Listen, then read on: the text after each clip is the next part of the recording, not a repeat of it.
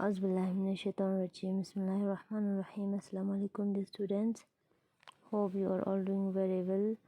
So students, we were doing a prose which was written by an Indian author Arundhati Roy.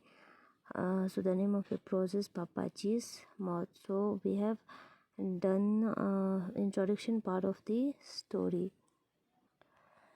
Today we are going to start the story.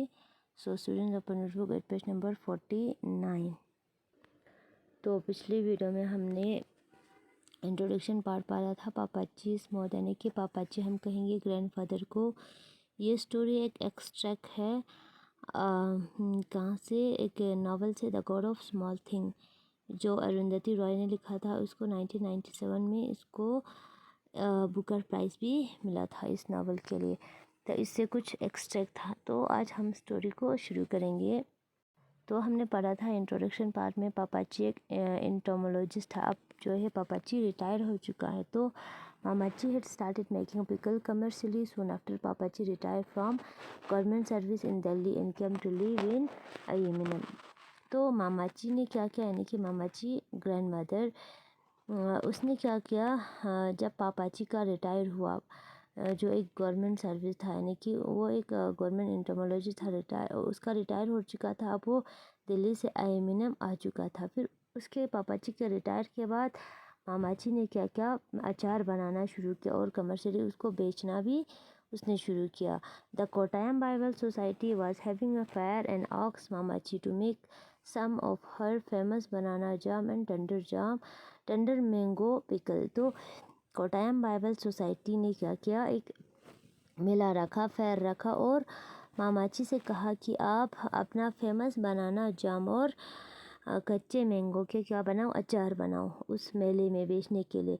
It's sold quickly, वो जाम और अचार बहुत जल्दी ही मतलब sold हुआ and sale हुआ। And Mammachi found that she had more order than she could cope with.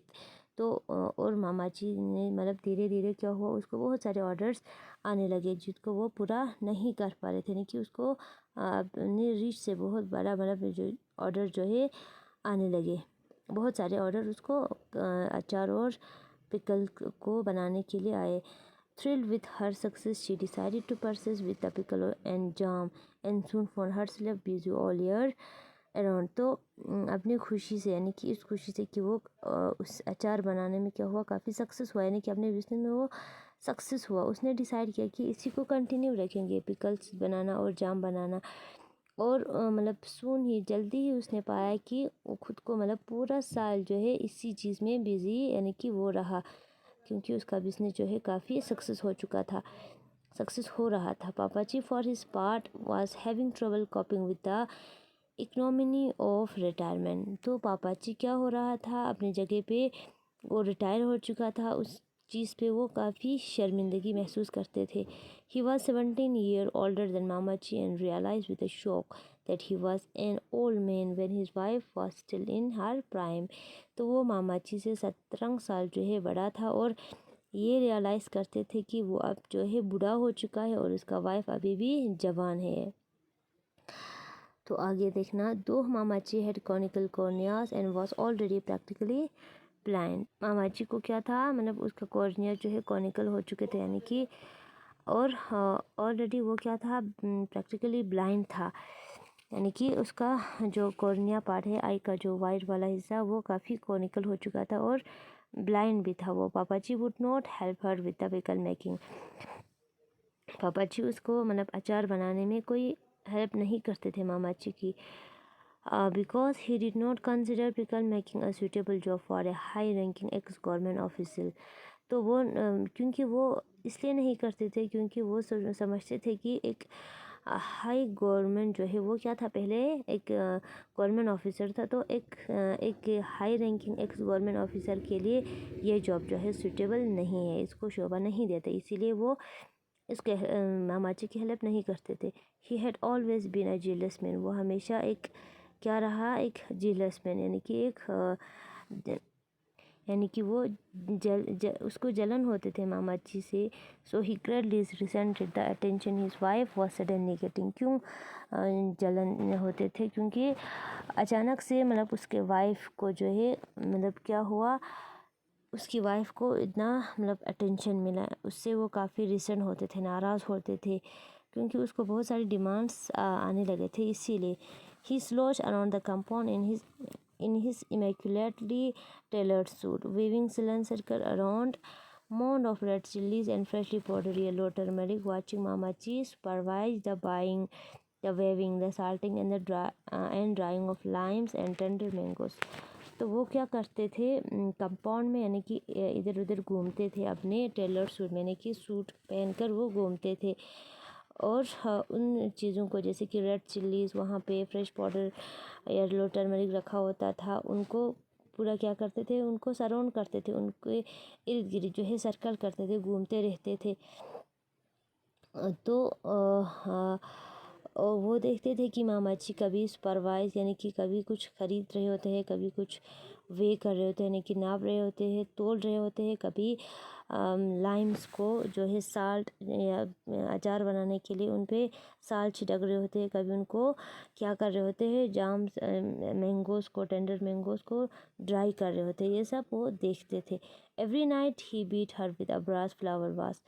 तो हर रात वो मामाची को एक ब्रास के फ्लावर वास था, एक गुलदान हम कह सकते हैं, उससे वो मारते थे मामाची को। The beating were not new, ये मतलब मारना कोई नया नहीं था, लेकिन what was new was only the frequency with which that took place. सिर्फ नया उसमें क्या होता था कि सिर्फ फ्रिक्वेंसी होता था, कभी तेज़ से मारते थे या कभी ज़्यादा कभी कम। One night Papaji broke the bow of Mamachi's violin and threw it in the river। एक दिन पापाजी ने एक रात को क्या किया, मामाजी के वायलिन को तोड़ दिया, वायलिन के बो को तोड़ दिया और उसको दरिया में फेंक दिया। तो वायलिन एक म्यूज़िकल इंस्ट्रूमेंट होता है, तो वहाँ पे मतलब बो शेप का एक कुछ बना होता है और उस पर तारें लगा होता है। उस बो को उसने पूरा तोड़ दिया और दरिया में उसको फेंक दिया। Then Chacko came home for a summer vacation from Oxford. फिर चाको कौन था, उनका एक सन था जो ऑक्सफोर्ड यूनिवर्सिटी में एक स्कॉलर था। वो समर वेकेशन के लिए घर आए थे ऑक्सफोर्ड से। He had grown to be a big man and was, और वो एक बड़ा आदमी बन चुका था। And was in those days strong and rowing for Balliol, और उन दिनों वो काफ़ी स्ट्रॉन्ग भी, फिज़िकली स्ट्रॉन्ग भी हो चुका था, क्योंकि वो बेलियल से यानी कि अपने कॉलेज से रोविंग के लिए थे, यानी कि कुश्ती लड़ाने के लिए कुश्ती भी लड़ाते थे, इसीलिए काफ़ी फिज़िकली स्ट्रॉन्ग भी हुआ था। A week after he arrived he found Pappachi beating Mammachi in the study. तो एक हफ़्ता हो चुका था उसको आए हुए, और उसने एक हफ़्ते के बाद देखा कि पापाची मामाची को मतलब बीट कर रहे हैं, मार रहे हैं उसको। कहाँ पे? स्टडी रूम में।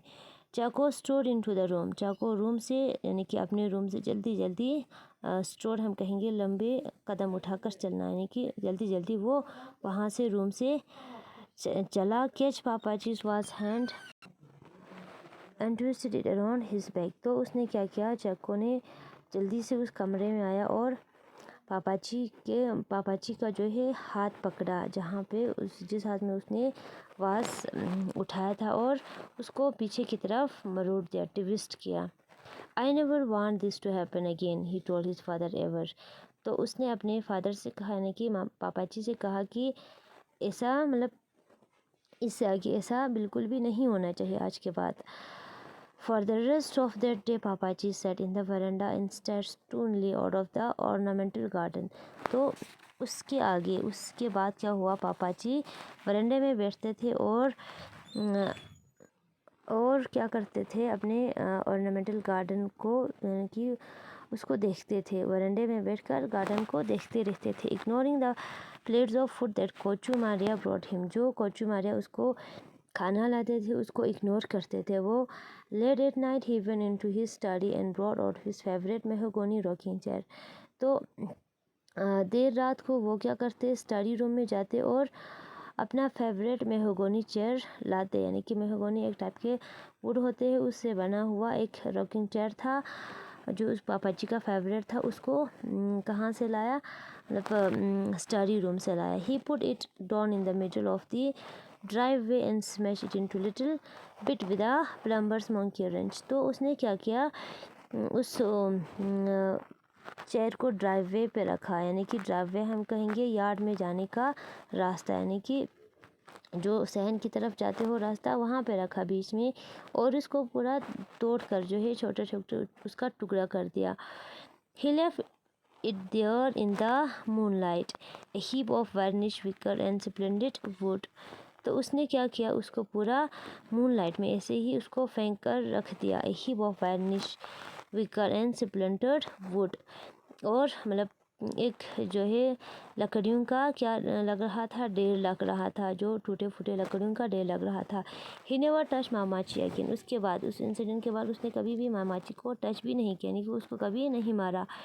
But he never spoke to her इधर as long as he live. और उसने लेकिन क्या किया, उसने उसके साथ मामाची के साथ बात भी नहीं किया जितना वो ज़िंदा रहा, यानी कि मरने दम तक उसने उसके साथ बात भी नहीं किया।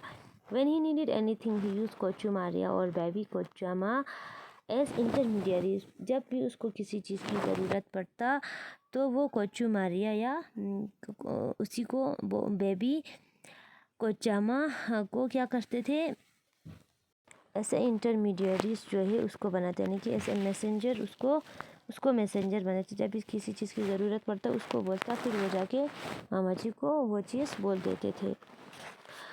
इन द इवनिंग, तो शाम को क्या हुआ, one he new visitor were expected. मतलब जब कभी शाम को उसको ये पता चलता कि कोई विजिटर उनके, यानी कि कोई उनके घर आने वाला है, तो वो क्या करते थे, he would sit in the veranda and sew button that were not missing on to his shirt. वो वरांडा में बैठते और अपने अपनी शर्ट के बटन जो है वो सिलते थे, यानी कि जो मतलब अभी टूटे नहीं होते थे, लेकिन वो ऐसे ही उसको सिलते थे।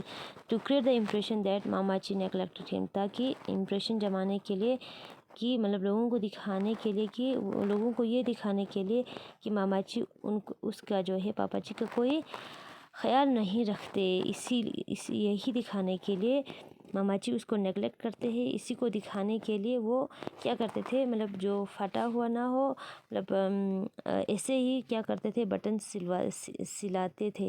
सिलते थे जो अभी टूटा भी नहीं हो। To some small degree he did succeed in further corroding aluminium weave of working wives. तो कुछ डिग्री के लिए, यानी कि कुछ हद तक ये मतलब पापा जी जो है कामयाब भी हुए कि एल्यूमिनियम के जो वहाँ पे कुछ हाउस वाइफ रहते थे या उनके घर जो विज़िट करते थे, उनको ये मतलब यकीन दिलाने के लिए काफ़ी हद तक ये क्या हुआ, सक्सेस भी हुआ। तो इससे आगे इंशाल्लाह हम नेक्स्ट वीडियो में पढ़ेंगे।